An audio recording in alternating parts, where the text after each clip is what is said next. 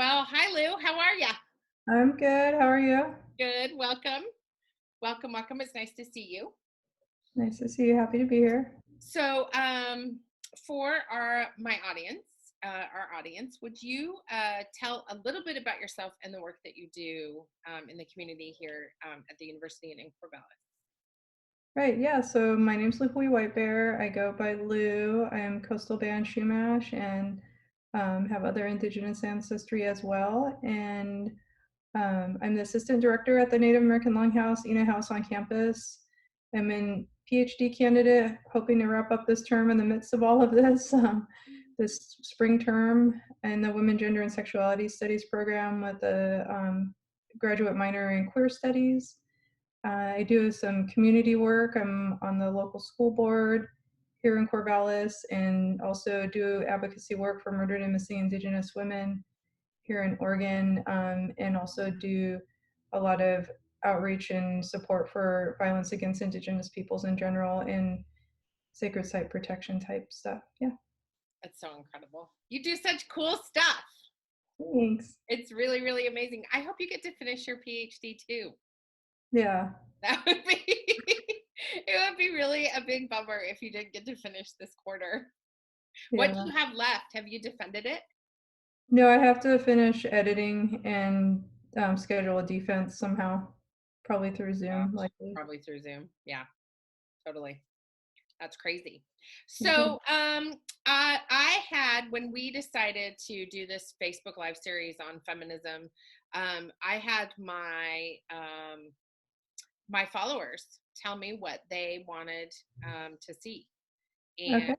and what questions they wanted me to ask. So, my first question for you comes from someone who wants to know what drives you to continue your work in the face of obstacles. So you mentioned a lot of things that you do that Hmm. are really can be pretty intense. So what Right. do you do?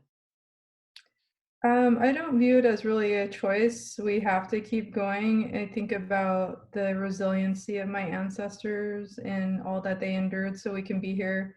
It's just continuing that legacy to be an advocate for the communities that I'm part of, no matter where I live, to stand up for Indigenous rights and especially for Indigenous women and Indigenous queer folk and children. There's a lot of attention and healing that needs to happen with our Indigenous men too. But because of my own identities, I focus on those specific communities and um, I don't view it as a choice because if nobody does the work, then they're going to continue to be impacted by these high levels of violence and the healing isn't going to happen within our communities. And some of the other community work that I do that is more general, I don't view, I just am one of those kind of people that if there's something going on, if I see something wrong, I kind of try to intervene the best I can and help be a voice for folk. Not to say they don't have a voice, but sometimes people don't have capacity or they don't know how to use their voice or they've been silenced for so long they don't feel like that they have a place to use it anymore. And so being able to help advocate for local kids in the community and families that may not know how to do that is really important for me too at the with the school board and beyond. Can you talk a little bit about Indigenous women and what they face? I just literally had a conversation yesterday with a friend of mine up in Newburgh who wants to, she's not familiar at all with the issues that Indigenous folks, especially Indigenous women, face. So can you talk a little bit about that? Because I think it's like the worst kept secret in America. Yeah, I think sometimes, especially when you do advocacy work like this, you forget that a lot of people still don't understand or know what's going on. Unfortunately, a lot of it has to do with the way that Indigenous folk are continually erased anyhow, and part of that erasure is what helps keep settler colonialism going in these lands anyhow. Yeah. But some of the specific issues that I focus on are violence against Indigenous women, especially with sexual violence and the normalization of basically the rape of women that's connected with the exploitation of native lands is really important to me because it's incredibly interconnected. Yes. And then also with murdered and missing Indigenous women, there's a lot of advocacy going on right now, thank goodness, and to raise more awareness on that. But there's still a lot of work to do in that. Some of the things specifically that create these systematic barriers that make these violences possible have to do with jurisdiction. It has to do with federal Indian law. A lot of people don't really know about that. I'm kind of nerdy and I like to read policies and understand how they work on multiple levels, especially when they shape our entire realities. Mhm. And right now, I'm at a point where I'm like, I know this system is very flawed and isn't for us and isn't built to help protect us, but we need to intervene the best we can with, especially at a policy level, to help our people survive right now and to help address some of these violences in the best way we can while we continue to try to heal our communities. And so Mm. with the violence against Indigenous women, the prevalence is really high. I know all the stats that people like to talk about are like it's more than 1 in 3 women are sexually assaulted in their life. On some reservations, the murder rate's 10 times the national average. The rate of cases that are declined at the federal level um, is around 70%. um, it's a little bit higher than 70%, and then the rate of violence at the hands of another race is extremely high too. It's in the high 60s right now Mhm. at the latest data that was reported, and that's only the reported violences. That doesn't count the ones that aren't reported, or doesn't count the ways that trans women are erased in the data. Right. So there's a lot of complexities at play. I do my best to help educate people about all of these. Mhm. Yeah, I think it's really, really an important conversation to keep having because so many people don't understand how much more Indigenous violence Indigenous women face because of that, because we've already erased Indigenous people. And Right. when you start to really get to that micro level, it just starts to get worse and worse and worse, especially for women. It's really awful. Yeah. So, how do you fight imposter syndrome and feeling inadequate about your skills, education, and ideas? Well, there's a lot. That's definitely a thing, and sometimes it can be hard, and there's a lot, and people start to doubt themselves. I've dealt with that myself, and have really turned back to the teachings from my mom, my aunts, my uncles, my all the grandmas. I try to really look at those teachings and remind myself that our own knowledge systems are relevant, they're important. We don't need the validation from a settler system to say that they're valid. And sometimes that can get interesting, but I do really try to stay true to that, to staying true to my own belief systems and where I come from, and not look at it as a competitive thing Mhm. with the dominant systems, but more look at it as this is just how we do things and it's okay that it's different. And I think that sometimes people think things have to be in alignment. Mhm. And I think that has a lot to do with imposter syndrome, is that if you're not meeting a standard that's set in front of you that wasn't built for you, or that's at odds with your own belief systems and your own paradigms, then sometimes people start to doubt themselves and their own knowledges that they have. And so I try not to do that, even though it does happen sometimes. Mhm. And when it does happen, I just try to find ways to recenter myself, and rely back on those teachings. Mhm. That's really incredible. You posted this really amazing article about um, taking what's going on and parenting like Native women do, right? Like Mhm. Native mothering.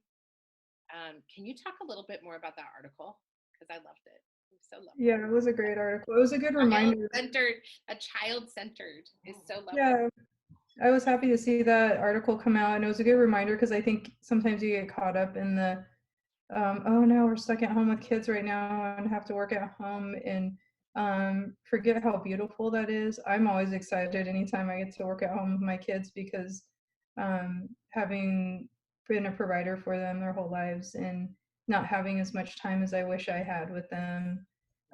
So it's for me, when I have to work from home, it's not a burden. It's something that I actually enjoy, and it looks like a way to like reclaim some of that time with them too. that we lose when we're working parents. And I think that's true for fathers too, right? But that article was specifically talking about motherhood, and it was just that reminder that our children are beautiful. They belong as part of our families, and they have their own voices as well, and their own thoughts of how to contribute to the learning happening and what's going on in the day to day. So I thought it was a great reminder for everyone. Yeah. That they do have a place with us and by our side. And I've seen some memes going around, and I know there people are joking and stuff like that, but I do know that there are kids that are not in good situations right now. So some of those memes going around could be really triggering for folk that are in abusive relationships. I know I've seen one of like somebody typing on a computer and their kids were like duct taped and tied on the floor. And for me, that the kind of work that I do, I was like, that's not really funny because That's like, not okay. yeah, like I'm sure people thought it was funny, but if you think about the kids that are literally are in situations like that, or that are being trafficked, um, are in abusive homes, those kind of things aren't that funny when you start to really think about it at that level. And that's not to say that we do not need humor in this time, because we definitely need humor. And I think right now people are really learning a lot about like why the concept of Indian humor is around, which is something that Indigenous communities have used to cope with violence and settler colonialism for centuries. So I hope that folk appreciate the humor aspects, but also be mindful of how harmful and damaging some of the humor can be, and try to avoid that if possible. Yeah, I think it's really important. It's just such a really critical time to be thinking back to how can we be more intentional in our thinking and our acting, Mm-hmm. even though we need stuff to be funny, right? We need to laugh, but we've got to think about how to be intentional in the actions that we're taking right now. Mm-hmm. It's been really it's a fascinating time, isn't it? It is. I think my Um, own background, like I grew up when I was younger, I was homeschooled too. mhm. A lot of land-based learning with my aunties and mom, and so I always think about that. Like when there's no school, I was like, that doesn't mean learning can't happen. It doesn't have to be like in the structured classroom seating, and learning looks differently depending. I hope that people use their own cultural backgrounds, or try to learn more about them if they've been distanced from them, because we do all have cultural backgrounds, to try to learn more about ways to teach. I think that's such an important point. Like this can be such a huge opportunity, Right. which I think is partly why it's happening, right? For all of us to have to stop and be inside and really refocus on, which is creating a huge amount of anxiety for people who enjoy avoidance. But Mhm. for other people, I think it's also creating a really big opportunity for people to really like dig in and be intentional with the things that they've always wanted to learn. And I'm seeing a lot of that too. So Mhm. I think it's really interesting how varied the way people are responding is. Right. You know, it's quite fascinating. But I love what you said about um, taking the time to go back to whatever your cultural background is and really learning about it and thinking Mhm. about it in those terms. I love that. Do you have one or more definable moments in your journey, or have you always been this way? hmm.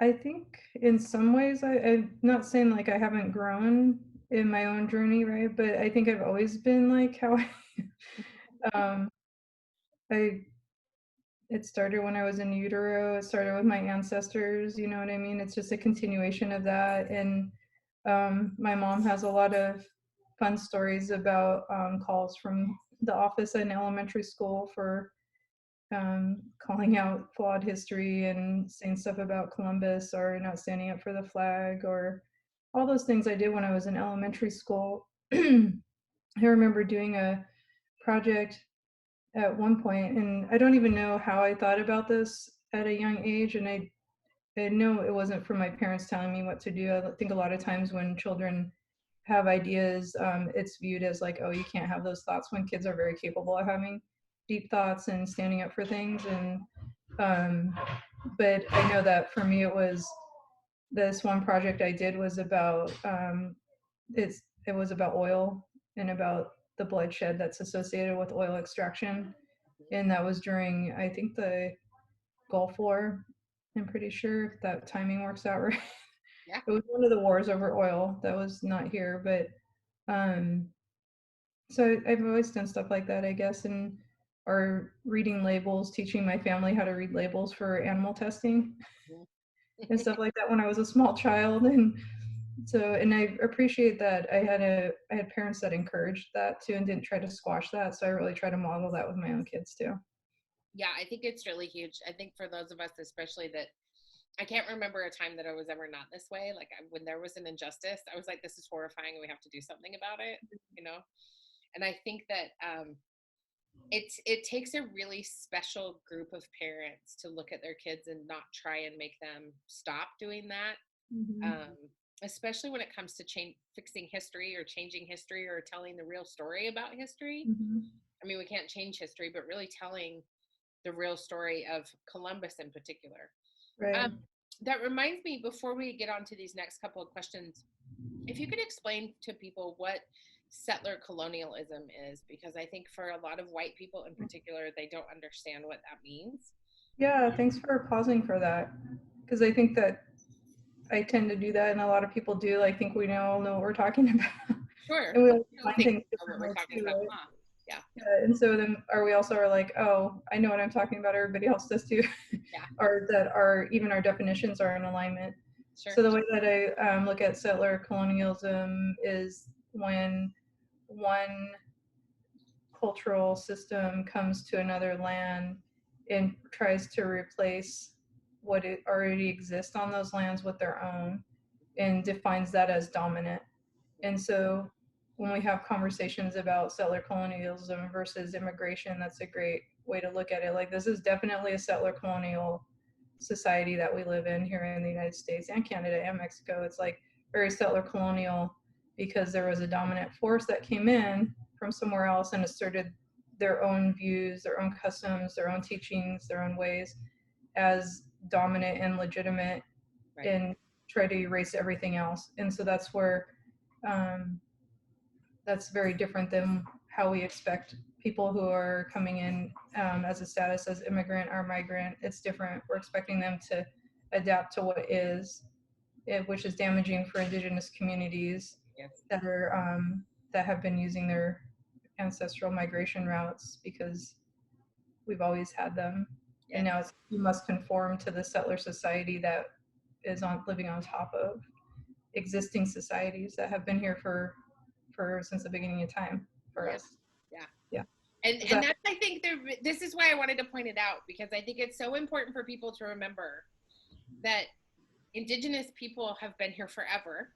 right? I mean, we can trace that all the way back to forever, and Mm-hmm. white people have not. And Yeah. so, really understanding the difference and really understanding what that term means and what it is for people who are Indigenous folks, I think is really important. So, thank you very much. Um, what are 3 specific and tangible habits and techniques that you use to counter negative self-talk?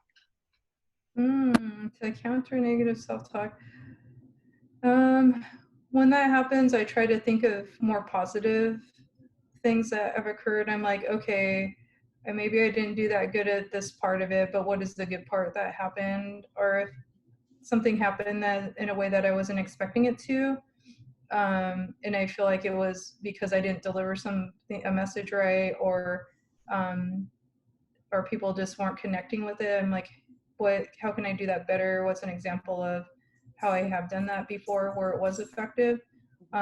So just doing more self-reflection, I think, is helpful. And I like to think a lot by the river. I feel like we're really fortunate to where we live, where there is a river that is semi-clean, not that clean. Well, But maybe this will help clean it, just like everywhere maybe, else in the world. I don't know. Hopefully, I think there's still like some nasties floating in there, Yeah. despite it. But just being able to go down and think by the water is really important to me. So those two, I think for sure. Yeah. Or reaching out to there's nothing wrong with reaching out to somebody that you trust and somebody that you view as a supportive person. And I think people think that's a sign of weakness when I view it as more as a sign of strength and being able to ask for help or say like, hey, I'm not sure about myself right now. Not to get like a pep talk in another way, in some way, but it kind of is. Yeah. But just to check in with somebody and say like, how would you have handled this? Yes. Um, I think is really It's great important. to be able to check in with people that you trust and love. Right. Yeah. And not think you have to solve everything on your own, because that's part of like some of the structures we live in are based on individualism. And I think right now we're seeing a great example of the dangers of that, Mm-hmm. but thinking more with other people is helpful too. Yeah, I think it is. I think it's, I love that. I love that you brought that up. No one else has brought that up. So I really love that. Thank you. Mm-hmm. What is the most misunderstood myth of the word feminism? Oh, I think that it's anti-man is definitely one that's common, or that it's not for Indigenous and women of color is another misconception. I think I think there's a older like concept of like that is reemerging that feminism is definitely not an Indigenous thing. When you really think about it, Indigenous women have always been in positions of leadership and had rights, and Yes. have stood up against injustices as well. And that's really what feminism is about. And it's not becoming part of necessarily the status quo from an Indigenous perspective. And I think that's where there's the disconnect, is like you're not trying to be part of, you're trying to like help heal. Yeah. And I know a lot of Indigenous women prefer to use the term matriarch, but not all tribal nations and societies were matriarchal. Mm-hmm. And so I think that's also a slippery slope as far as asserting that we should be matriarchs versus feminist. Interesting. I've never heard of that. Yeah, and so it's not to say that there's anything wrong with matriarchal societies, and there are very many in Indigenous communities, right? But that doesn't fit all Indigenous communities, and so that's kind of asserting that dominance of one's own cultural backgrounds and teachings. And some societies and tribes don't have those structures in place anymore either. And so being able to have something to rely on, I think, is important. But along those lines, they're both also English words to me. And so, like, feminism and matriarchy our matriarchs are both English words that to me are similar but not necessarily the same, because a matriarch is about like a more of a governing system in general, like if you're looking at the word itself. And so I think it's just being used differently in some Indigenous communities. And the same with feminism, it may be meant one way, but how Indigenous women are using it is about helping heal and restore some not to be part of, if that makes sense. Yeah, it does. That's lovely.